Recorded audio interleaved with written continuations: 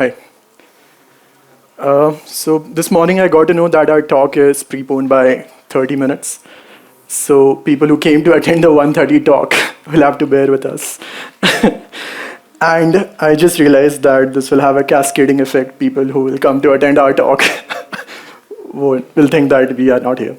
But anyways, so I hope you all had lunch. Your bellies are all full. I know mine is. And from the last 2 days, your mind is flooded with this term LLM, right? So now you're in a perfect state that humans can attain to just doze off and take a very good nap. But I wouldn't recommend doing that because we have agents around this hall, not LangChain agents, real agents, who will find you. And they are not Liam Neeson, so all they can do is just offer you a cup of coffee. So on that note, let's start. So my name is Manish Pathak. I work as lead data scientist at a company called MiQ, which is into programmatic advertising. So if you don't know what is programmatic advertising, don't fret. We'll cover that in a while. I'm here to talk about using LLMs in programmatic advertising domain. And I'm here to highlight the applications of LLMs in programmatic advertising, and that would be the gist of this talk. Moving on, first of all, let's meet the authors behind this paper. So this is our team. That's me, Manish. That's Divya, who work as a data scientist too at MiQ, who is one of my co-presenters today. Then we have Prakhar, who is senior data scientist at MiQ. We have Ritvik, who is senior data engineer at MiQ, and Srijan, who is a principal engineer at MiQ. So your gamut of people came together with a single objective to use LLMs to solve some of the challenges that we have in programmatic advertising. Now, before I begin, I have something to share with you all. I'm someone who loves participating in hackathons. And luckily, I don't know how it happened, but in the last 2 years, I ended up winning 8 hackathons. And some of the snippets, as you can see here, one of which was ISB, the other one was by ShareChat, and a couple of them were from our friends at Analytics India magazine as well. And they even gave me a trophy. I love that trophy, by the way. So the point is, life was bliss before, you know. If I have to divide my career of 6 years into 2 halves, before an inflection point, I was just playing around, tinkering around the boosting models, the BERT model, the XLM Robota, and winning hackathons. But then came this month, which is November 2022, and that is what the inflection point is. Suddenly, everyone started talking about these 2 letters, LMs, right? Whenever I open my LinkedIn, everyone is just talking about LLMs. And for the good, not that I'm complaining. LLMs, but the point is LLMs or language models have been around with us from some time, from the time when in 2017 when the paper came in talking about the attention mechanism, the transformer architecture. It's just that they got bigger and bigger in terms of your parameters, in terms of your data on which they're trained on. So they are all LLMs. Then we have the small language models, as the name itself says. They are smaller in parameters and the training data that they have been trained on. We also have nowadays multimodal models, which can not only process textual data, but also your other kinds of unstructured data like images, audio, video, everything together. And we have vision large language models as well these days, which specialize in processing your images data. Now, all this is very good, and we have seen over the last 2 days, all the companies are leveraging this for their use cases. But the challenge that we had in advertising is we mainly work on structured numerical data. And accept it or not, LLMs are not that great in handling structured numerical data. That's why that was one of the challenges before we started this project. So we had to identify the right use cases where we can actually fit in LLMs so that they can help us, because we already have very good models which do a fairly good job in handling the structured numerical data. So let me just give you a bird's eye view of what programmatic media advertising is. So if I have to define that in a single line, it's basically using software to buy digital ad spaces online. Now, this single line doesn't explain the advertising in very detail. I can write a book on advertising because it's that complex. But from an overview, you can understand this via user journey. So whenever you go to a website, you see all these annoying ads coming in, right? They're popping up on your face. And you go to YouTube, you have these advertisement if you've not taken the premium subscription.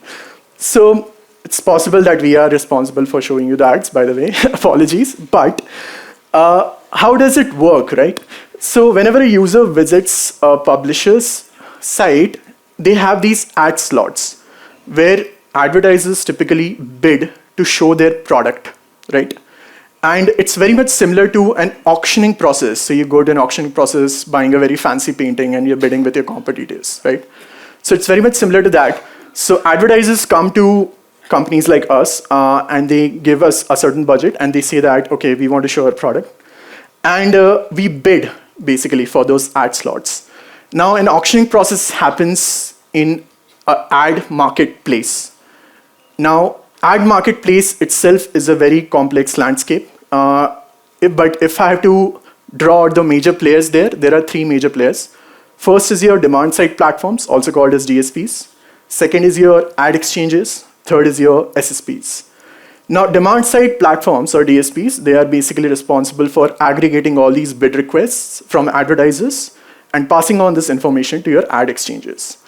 What ad exchanges do is they are basically a bridge between your demand side and your supply side. On the supply side, you have SSPs, which are your touch points for your publishers, where you are going to show your ads.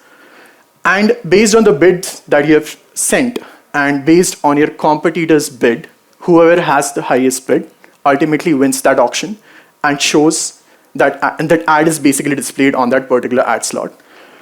Now, all this, there are a lot of players, again, which I've not covered here. All this happens in less than a fraction of a second, and we kind of underestimate this, but that's the beauty of it. And believe it or not, it produces around 20 terabytes of data daily, and we have 40 billion auctions happening daily on ad marketplace. That's why advertising is one of the most lucrative domains to be in.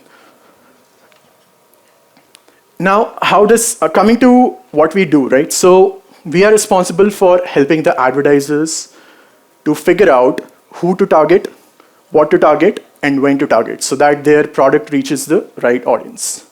How does this entire campaign running happens? So if I have to talk about it, I can divide it majorly into 4 sections.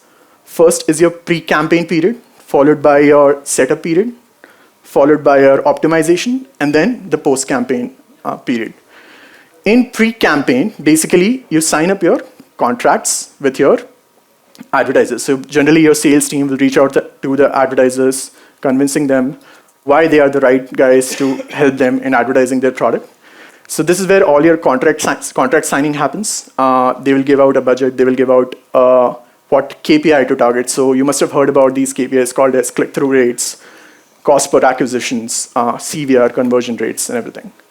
So all this happens in the pre-campaign period. And we also pitch some of the case studies that we have had from the past to the clients.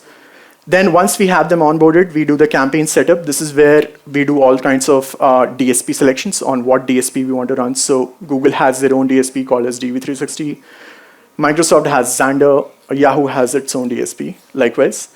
Then we do strategy selection based on the KPIs, based on the nature of the campaign. We do different kinds of strategy selections. That constitutes your setup period. Then once the campaign is in flight, that's where the traders who are running the campaigns, their responsibility kind of increases. They are responsible for analyzing how the campaign is faring, how they're performing over that particular flight. And they do a lot of insight generation. They do a lot of to and fro with respect to the optimizations that they can do in the campaign. And the last one is the post-campaign. This is where the campaign has ended, and you have to summarize all the learnings that you've had from the campaign's flight and send it out as an email to your stakeholders, right?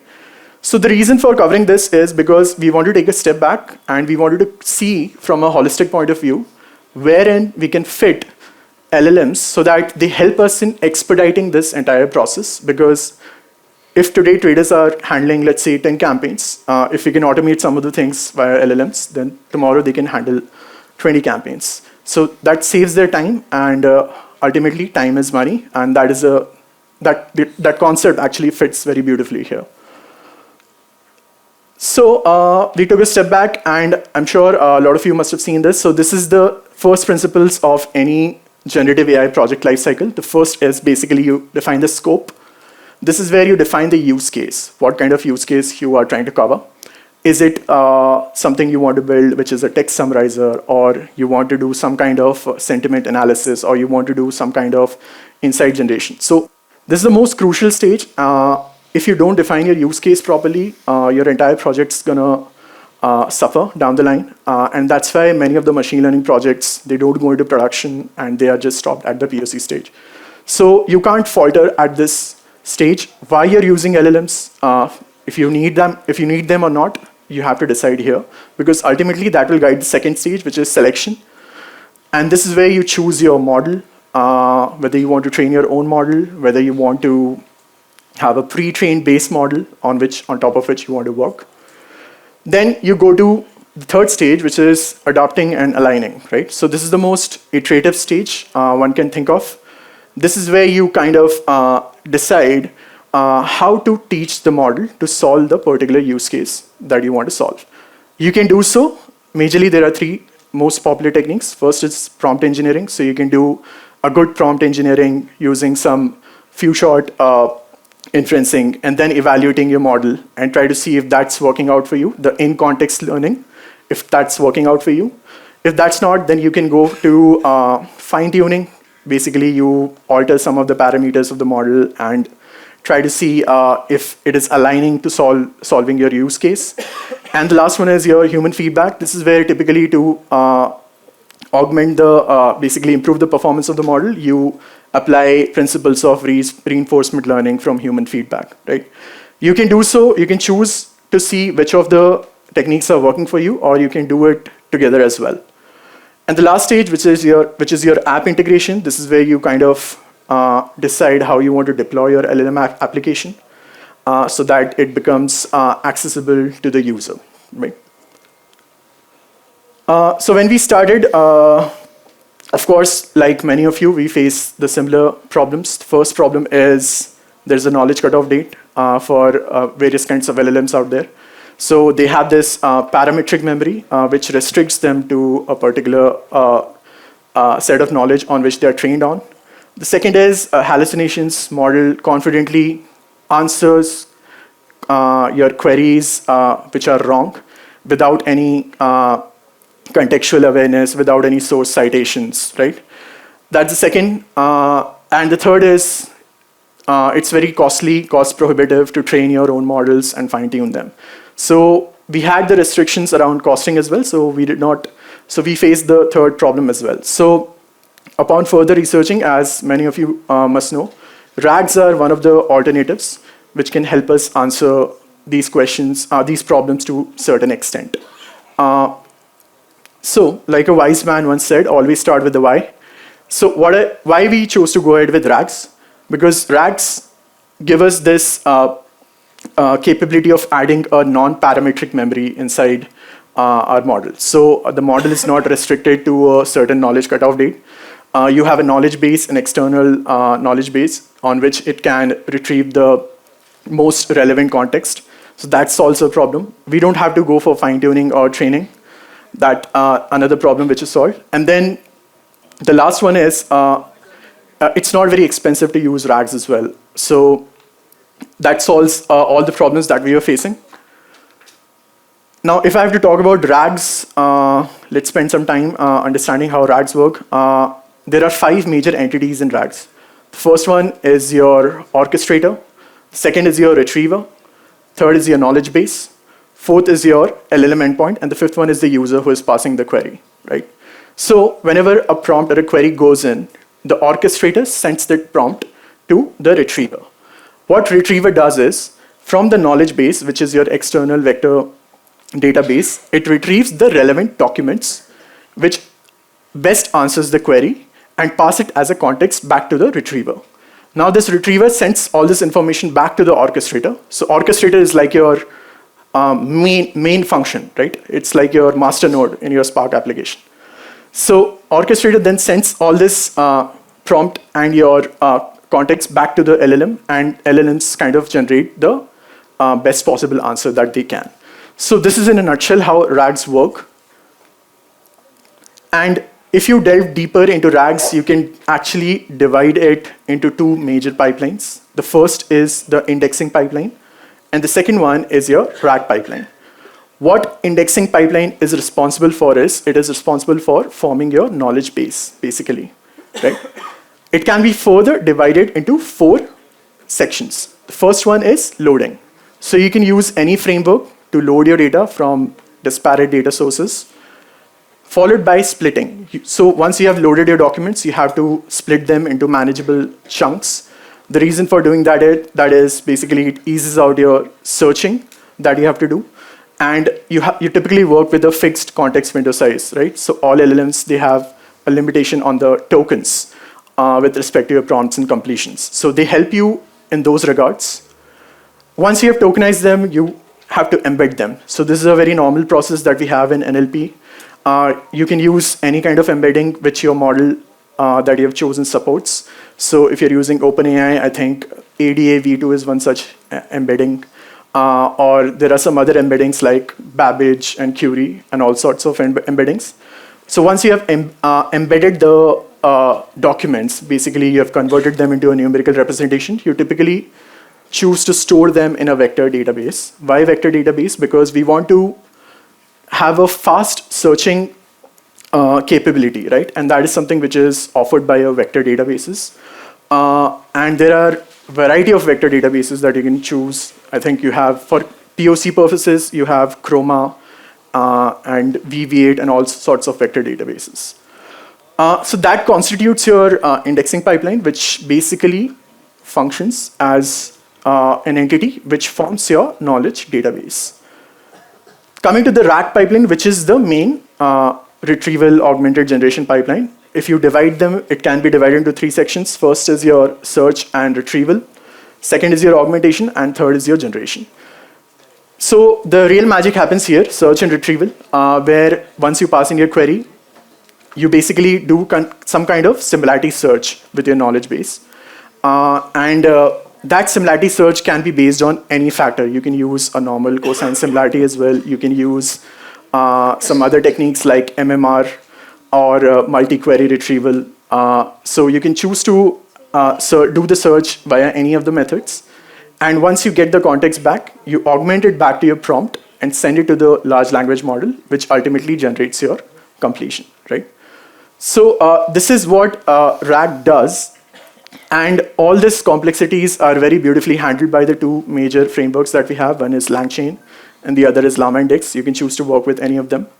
In this project, we have chosen to work with LangChain, which offers a lot of components, such as your agents, such as your chaining mechanism that LangChain offers, or your prompt template. You can also choose Llama Index. It's good for text retrieval and search. It uses connectors to connect to databases. But for this project, which was a POC, we have chosen a LangChain framework. Now, to explain the nitty-gritties of the project, I'll pass on to Divya to explain what we have done. Yeah. Hey team, I'm Divya. I will be talking more about the technical aspects of our product, focusing more on the tools and the features we have in our toolkit. Before I go deeper, let's take a quick overview of what our toolkit actually comprises of. As you can see, all the 4 features which are mentioned here are individual GenAI based LLM models, which are trained to solve one particular use case. And as Manish mentioned, the aim of our problem statement is to assist the traders in all phases of the campaign lifecycle, starting from pre-campaign to post-campaign. Let us illustrate this through an example. Let's say we have a client coming to us from an automobile sector. Now the sales team are interested to know if there has been any case studies done on the same sector before. This is where the pitch recommender kicks in and answers the same question by giving out a list of all case studies that has been done before. And then let's say now you have established a connection with your partner, and then now the traders comes in, starts creating campaign. We are at a stage now the trader wants to understand, let's say, how the campaign is performing. Then we go for the performance analyzer. Performance analyzer heavily relies on a structured numerical data. This should be able to perform very complex mathematical operations, statistical analysis, or even hypothesis testing. But in this case, the trader just wants to know how the CPA has been doing lately. And the system responds by saying the CPA has increased by $2, which unfortunately is not up to the mark. Now the trader wants to know if there has been any solution done by the data science team that can improve my CPA further. So that's when my feature recommender kicks in. It gives us a list of all the data science solutions that are developed, which the traders can use to further enhance their campaign. So this goes back and forth as long as the campaign is alive. You can analyze, monitor, make change, do it again, as long as you are happy with that. Once the campaign is ended, then the email summarizer automatically sends in an email to the trader, summarizing the campaign performance, highlighting all the useful insights, and if the trader is happy with it, he can send it back to the client. Yeah, so in the upcoming slides, we will be talking about how a question answering system is done on our MiQ databases, which will cover the pitch recommender and the feature recommender. And then we'll also talk about how the performance analyzer is built over tabular data. And then in the end, we'll talk about how all these puzzle pieces are connected through a router chain. Yeah, I'll quickly walk you through the experimental setup. All the 4 models that we have used here uses 2 kinds of a model, a chat model and an embedding model. A chat model is responsible for your conversational task, and an embedding model is responsible for converting your text into vectors so that you can retrieve your content. So I'll just quickly walk you through the QA system. QA system is done over our MiQ's private documents. As Manish mentioned, to make your LLM model answers questions on data which are not trained on, we have used RAG techniques. We follow all these 3 things: indexing to retrieval to prompt execution. Let us quickly walk you through the indexing. Yeah. So for the indexing process, we have used LangChain's framework. We have used the doc loaders, splitters, and the embedding models to make it an end-to-end pipeline. Doc loaders kind of converts your data from various different formats into a standardized one that you can work with. We have used a CSV loader which splits our document into unique rows. Once the document is loaded, we then pass it to a splitter. The splitter basically splits your big document into smaller chunks. Here, splitting the chunks is very important and tricky, majorly for 2 reasons. 1, you have to maintain some semantic relationship within your chunks. 2, if your chunk size is large, you cannot fit that into your LLM's finite model window. So we have used recursive character text splitter, which recursively splits my documents into chunks based on commonly used separators like new lines, spaces, and much more. So this splitter basically tries to contain all your paragraphs and sentences into one chunk as much as possible to maintain some consistency and semantic relationship. And as mentioned, for the embedding model, we have used OpenAI's ADA2 model, which basically converts my chunks into vectors. Now, if some text has similar meaning, then it should have similar vectors in the embedding space. Yeah, so you've loaded, you splitted your document, you embedded, and then you save it in a vector store. Finally, we come to the retrieval stage. Retrieval is basically the central stage, or a key component of the overall structure. Most of your QA system might fail if you fail to retrieve the relevant content from the data. So once you have retrieved the data, the retrieved content along with the question is then passed to the LLM model for answer generation. Yep. And for the performance summarizer, this one, as I have mentioned, is heavily relies on technical data.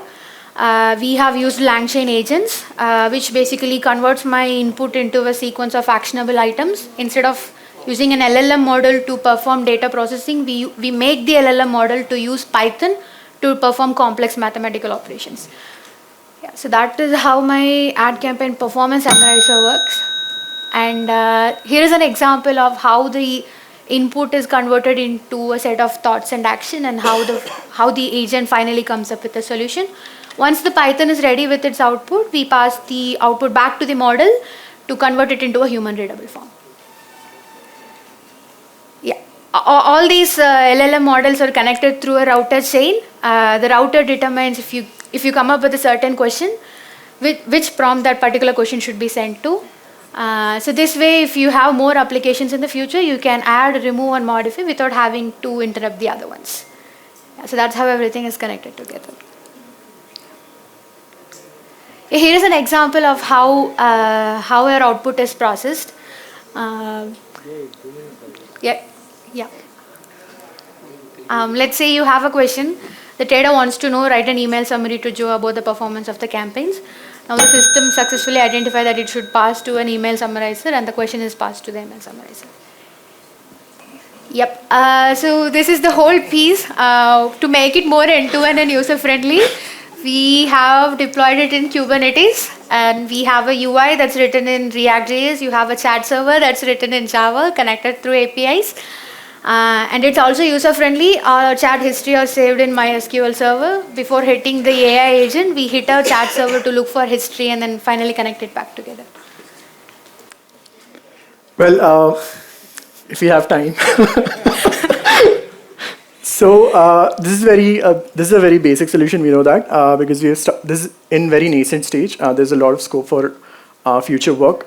First of all, we have to have a robust evaluation framework, such as RAGAS, just to evaluate how the completions are coming with respect to fairness, with respect to contextual relevance. We also want to have some custom evaluation metric, which kind of evaluates the statistical calculations that LLMs are doing. Followed by, we want to see if we can leverage some open LLMs, which can be more customized, which can in a more privacy-centric way, because in ad tech, privacy is one of the major concerns. Third one is we explore the possibilities of fine-tuning using methods such as PEFT. And the fourth one is we want to have more fine and rich data collection and deploy